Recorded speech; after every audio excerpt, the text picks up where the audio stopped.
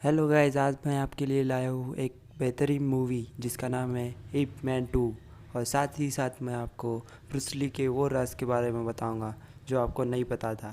चलिए शुरू करते हैं। इप मैन मार्शल आर्ट सिखाते हैं। मार्शल आर्ट सिखाने के लिए इप मैन को जगह होनी चाहिए थी, पर उनका दोस्त मिस्टर लुआंग उनकी मदद कर देता है। मार्शल आर्ट सिखाने के लिए उन्हें जगह तो मिल जाती है, पर कोई स्टूडेंट नहीं मिलता। और इसमें एक परिवार भी होता है जिसमें एक बच्चा और उनकी वाइफ जो कि प्रेग्नेंट होती है। अगले दिन वो राह देख रहे होते हैं, तभी वो आंटी आ जाती है कपड़े सुखाने के लिए और इपमैन उनकी हेल्प कर देता है। तभी वहाँ एक लड़का आता है जिसका नाम वांग होता है। वांग उनसे चैलेंज करता है। वांग वहाँ पे विंग चिंग सीखने आया था और वो इपमैन को कहता है कि अगर आप मुझे हरा दोगे तो मैं आपको स्कूल भेज दूँगा। और इपमैन मान भी जाते हैं और इन दोनों के बीच फाइट होती है, पर इसमें वांग हार जाता है, इपमैन जीत जाता है। और साथ ही साथ वो ये लड़ाई हार भी चुका है। वांग वहाँ से चले जाता है। फिर दूसरे दिन वांग अपने दोस्तों के साथ आता है और ये तीनों इपमैन के साथ लड़ाई करने लगते हैं। इपमैन इन्हें बड़ी आसानी से हरा देता है और हराने के बाद सबसे पहले वांग इपमैन को अपना गुरु मान लेता है और उनसे कहता है कि मुझे आपसे सीखना है, आप मेरे गुरु हो। और ये भी इपमैन को पसंद आते हैं और ये भी इपमैन की विंग चिंग सीखने इपमैन के पास आ जाते हैं और इपमैन भी खुश हो जाते हैं क्योंकि उनके पास स्टूडेंट नहीं थे, अभी उनके पास स्टूडेंट्स है। इपमैन इनको विंग चिंग की कला सिखाते हैं जो कि बहुत ही फास्ट होती है, यानी कि सिर्फ अपने हाथ को तेज़ी से चला सकते हैं। दूसरे दिन वो अब कई सारे बंदों को बुला लेता है विंग चिंग सिखाने। इससे इपमैन भी खुश हो जाते हैं और वो रोज़ प्रैक्टिस करने लगते हैं और इपमैन उनको हर तरीके बताता है।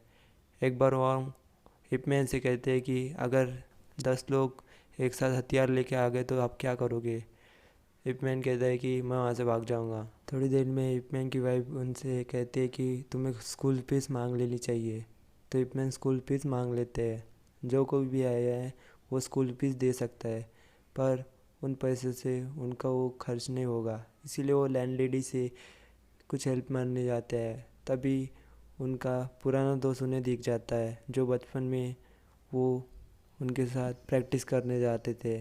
तभी उन्हें पता चलता है कि उनका दोस्त पागल हो चुका है और उनकी दिमागी हालत ठीक नहीं है। ये सब देखकर विपमैन बहुत उदास हो जाते हैं और उनके लड़के को प्रेस में काम दिलाकर मिस्टर लुआंग जो प्रेस में काम करते हैं उनसे बात करके उसे काम दिला देते हैं और वो इस काम से बहुत खुश हो जाता है और विपमैन को थैंक यू कहता है। अगले दिन जब वांग पोस्टर लगा रहा होता है तब कुछ लड़के आते हैं और उसका पोस्टर फाड़ देते हैं। ये सब देख के वांग उनके साथ लड़ाई करने लगता है और उसे पकड़ लेते हैं। इधर इपमैन सबको सिखा रहे होते हैं, तभी वहाँ पे 3 बंदे आते हैं और वो कहते हैं कि आपके लड़के को हमने पकड़ लिया है, मछली बाजार आओ और पैसे दे के उसे छुड़ा कर ले जाओ। और इपमैन उसे छुड़ाता लेते हैं। जब ये पैसे मांगते हैं तो इपमैन मना कर देता है और ये सब इपमैन के ऊपर हमला करने लगते हैं, पर इपमैन इतने फास्ट होते हैं कि वो इनसे अकेले ही मुकाबला करते हैं। साथ ही साथ सारे हथियार लेके इपमैन के ऊपर टूट पड़ते हैं। इपमैन और वोंग इन सब से लड़ने लगते हैं और इपमैन इन सबको अकेले ही हरा देता है। और ये सब देखकर आपको यकीन नहीं होगा जब वोंग ने इपमैन से कहा था कि के सामने 10 बंदे हथियार लेके आएंगे तो आप क्या करोगे। तो इपमैन ने कहा था भाग जाओगे, पर इपमैन ऐसा नहीं करते। तब ये सब लड़ाई रोकने के लिए इपमैन का दोस्त भी वहाँ आ जाता है और उन सब से रोकने के लिए कहता है। और मास्टर हंग भी वहाँ आ जाते हैं जो इन सब के लीडर होते हैं। मास्टर हंग इपमैन से कहते कि तुम कौन हो।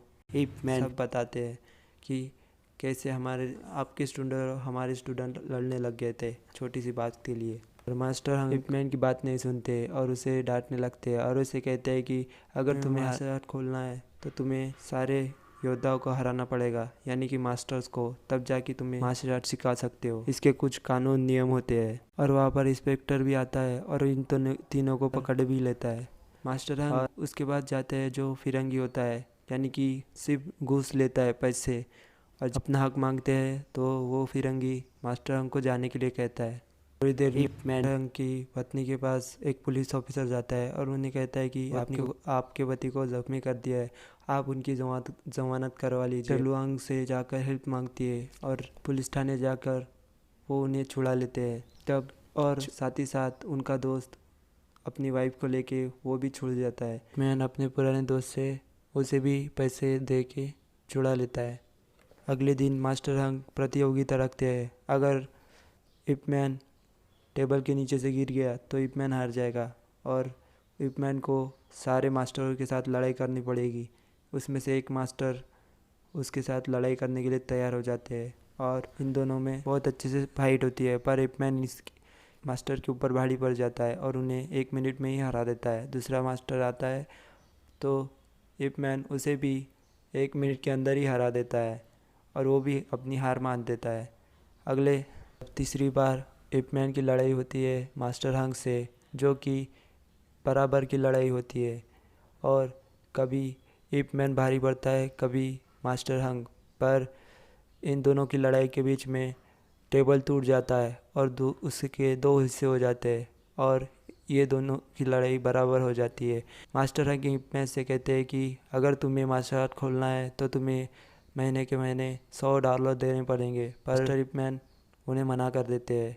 अगर आप इसे धंधा बनाना चाहते हो तो मैं $100 नहीं दूंगा, $100 नहीं भरोगे तो तुम्हारे ऊपर बहुत मुसीबतें आएगी। दिन मास्टर हंग के कुछ साथी वहाँ आ जाते हैं, मारने लगता है। अगले दिन लुआंग मास्टर से कहता है कि तुम्हें ये जगह छोड़नी होगी क्योंकि यहाँ पे फाइट होने के कारण आस पड़ोस के लोग चिल्ला रहे हैं, इसलिए तुम्हें ये जगह छोड़नी पड़ेगी। थोड़ी देर में इप मैन मास्टर हंग से मिलने जाते हैं और मास्टर हंग उसे कहते हैं कि मैंने तुम्हें केवल ही कहा था, वो नहीं समझते। आखिरकार उन दोनों में फाइट होती है और उन दोनों के बीच मास्टर हंग का बेटा आ जाता है और इप मैन उसे बचा लेता है और वहाँ से चले जाते हैं। थोड़ी देर में वांग सारी लकड़ी का सामान इप मैन के घर ले आते हैं और इप मैन से वो माफ़ी भी मांगता है क्योंकि उसी की वजह से ये सब हो चुका था, तो वो माफ़ी मांगता है। अगले दिन मास्टर पार्क में सब लोगों को सिखा रहे, मास्टर हंग भी वहाँ आ जाते हैं और ये सब देखकर उन्हें भी थोड़ा अच्छा लगता है और वो इप मैन को बॉक्सिंग चैम्पियनशिप की टिकट देते हैं। मास्टर हंग प्रतियोगिता की तैयारी करते हैं और जब मास्टर हंग उसे अपना हिस्सा मांगते हैं तो वो मना कर देता है और मास्टर के ऊपर चिल्लाने लगता है। तो मास्टर ये सब देखकर बहुत गुस्सा हो जाते हैं और वहाँ से चले जाते हैं। अगले दिन प्रतियोगिता शुरू हो जाती है धूमधाम से और मास्टर हंग इप मैन से भी कहते हैं कि अपने दोस्तों को इस प्रतियोगिता में भाग लेने के लिए कहिए। वहाँ पे ट्विस्टर भी आता है जो कि दुनिया का सबसे बड़ा बॉक्सर होता है। मार्शल आर्ट का प्रदर्शन दिखा रहे होते हैं तो ट्विस्टर मार्शल आर्ट का मजाक उड़ाने लगता है और साथ ही साथ चाइनीज़ कम्फू का मजाक उड़ाने लगता है। इन सब को मारने लगता है पागलों की तरह। ये सब देखकर मास्टर हंग और को अच्छा नहीं लगता, पर वो कुछ नहीं कर पाते क्योंकि वहाँ पे पुलिस ऑफिसर, फिरंगी पुलिस ऑफिसर उनके पीछे होता है और वांग पीछे से जाकर उसके ऊपर हमला करने लगता है, पर ट्विस्टर उसे भी मार देता है। यह सब देखकर वांग, इप मैन और मास्टर हंग उसे रोकने के लिए जाते हैं और सबको संभाल लेते हैं और मास्टर हंग उसे कहते हैं कि प्रतियोगिता दिखा रहे थे, तुम्हें अगर पसंद नहीं आया तो यहाँ से चला जाता। ट्विस्टर भी फिर से चाइनीज़ कम्फू का मजाक उड़ाने लगता है और अगर तुम्हें मुझसे सॉरी कहना है तो तुम्हें मुझसे फाइट करनी पड़ेगी और मास्टर हंग मान जाते हैं और फर्स्ट राउंड शुरू हो जाता है और मास्टर हंग और ट्विस्टर की लड़ाई शुरू हो जाती है। पहले राउंड में मास्टर हंग की ट्विस्टर की बराबर की फाइट हो जाती है और इप मैन मास्टर हंग से कहते हैं कि उसके मुंह और चेहरे पे नहीं, उसके पसलियों पे वार कीजिए, पर मास्टर हंग कहते हैं कि उसकी ताकत उसकी बाजुओं में है और मास्टर हंग उसके ऊपर हमला करने लगते हैं और राउंड शुरू हो जाता है। इस बार मास्टर हंग को ज़ोरदार मुक्का पड़ता है और वो बहुत ही तेज़ी से ज़मीन के ऊपर गिर जाते हैं और बेहोश हो जाते हैं। इस बार मास्टर हंग को बहुत ही तेज़ी से लगा था, पर थोड़ी देर में मास्टर हंग भी ट्विस्टर को गिरा देते हैं और मास्टर हंग की सांस फूलने लगती है। एप मैन उनसे कहता है कि बस करो बस, पर मास्टर हंग कहते हैं कि मैं मार्शल आर्ट के लिए जान भी निछावर कर दूंगा, पर मार्शल आर्ट की बेइज्जती नहीं होने दूंगा।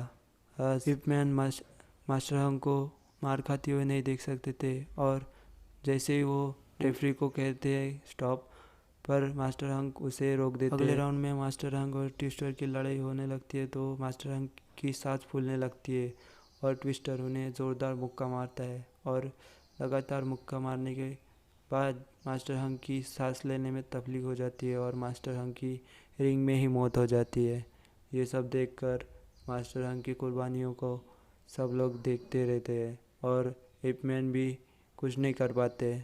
अगले दिन उनकी शोक सभा मनाई जाती है और ये सब देखकर एप मैन को भी मास्टर हंग की बहुत ज़्यादा इज्जत करने लगते हैं और उनकी ये कुर्बानी ज़ाया नहीं जाएगी।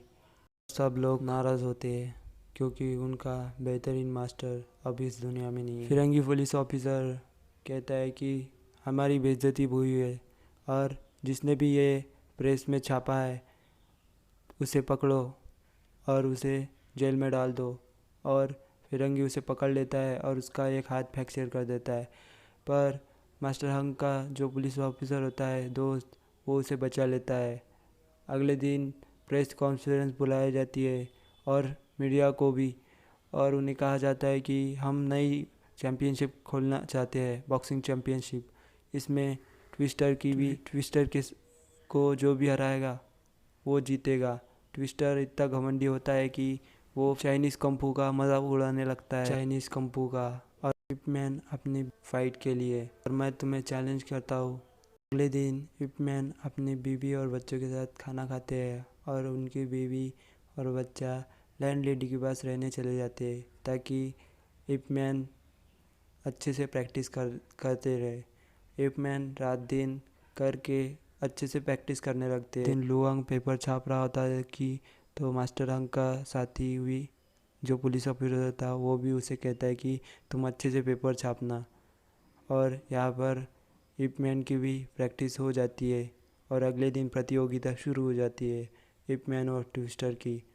इस बार राउंड 1 शुरू हो जाता है और इप मैन और ट्विस्टर की बहुत ही ज़बरदस्त फाइट होने लगती है, पर इप मैन को ज़बरदस्त मुक्का पड़ने के कारण इप मैन बेहोश हो जाते हैं और 10 गिनने से पहले इप मैन को उठना पड़ेगा वरना इप मैन हार जाएंगे, पर इप मैन उठ जाते हैं और साथ ही साथ सब लोगों को हिम्मत आ जाती है और इप मैन खड़े हो जाते हैं। और इस बार इप मैन ध्यान से फाइट करते हैं और इस बार बहुत ही तेज़ी से ज़बरदस्त फाइट होने के कारण इस बार ट्विस्टर को सुपर किक मार के वो बेहोश कर देते हैं, पर ट्विस्टर 10 गिनने से पहले ही खड़ा हो जाता है और इस बार टाइम आउट हो जाता है और ब्रेक लेने लगते हैं ये दोनों। राउंड 2 भी शुरू हो जाता है और इन दोनों के बीच ज़बरदस्त फाइट होने लगती है फिर से। इस बार इप मैन विंग चिंग का इस्तेमाल करके ट्विस्टर को सुपर किक और सुपर पंच मारकर उसे मारने ही लगते हैं, तभी बेल बज जाती है और ट्विस्टर बेल बजने के बाद भी इप मैन को सुपर पंच मार देता है। में भी फिरंगी चीटिंग करते हैं और बॉक्सिंग चैम्पियनशिप के नियम बदल देते हैं और इप मैन से कहते हैं कि तुम किक का इस्तेमाल नहीं करोगे। मैन फिर से उठ खड़े होते हैं और इस बार ध्यान लगा के फाइट करते हैं और इस बार उन्हें मास्टर हंग की बात याद आती है जो कि ट्विस्टर की बाजुओं में ताकत है, इसीलिए वो ट्विस्टर के बाजुओं पे और पसलियों पे हमला करने लगते हैं और आखिरकार इप मैन ट्विस्टर को हरा ही देते हैं और इप मैन ये प्रतियोगिता जीत जाते हैं। और साथ ही साथ वो उन सबको कहते हैं कि मैं ये नहीं कह रहा हूँ कि बॉक्सिंग चैम्पियनशिप कुंफू से बहुत ही छोटी या बड़ी है, सबकी अलग अलग संस्कृति होती है, सबका अलग अलग मतलब होता है। थोड़ी देर में वो अपने परिवार के पास जाते हैं और उन्हें एक बेटा आता है और उनका नाम इपचिंग रखते हैं। अगले दिन ब्रूस ली नाम का एक लड़का आता है जो कि विंग चिंग सीखने के लिए आता है और इप मैन उसे कहते हैं कि तुम अभी छोटे हो, बड़े होके आना। और मैं आपको बता दूँ कि ब्रूस ली के सबसे पहले जो मास्टर हुआ करते थे वो इप मैन ही थे। इप मैन ने ही ब्रूस ली को सिखाया था विंग चिंग सिखाना। अगर आपको ये एक्सप्लेनेशन पसंद आए तो लाइक कीजिए, शेयर कीजिए और सब्सक्राइब कीजिए। ठीक, धन्यवाद।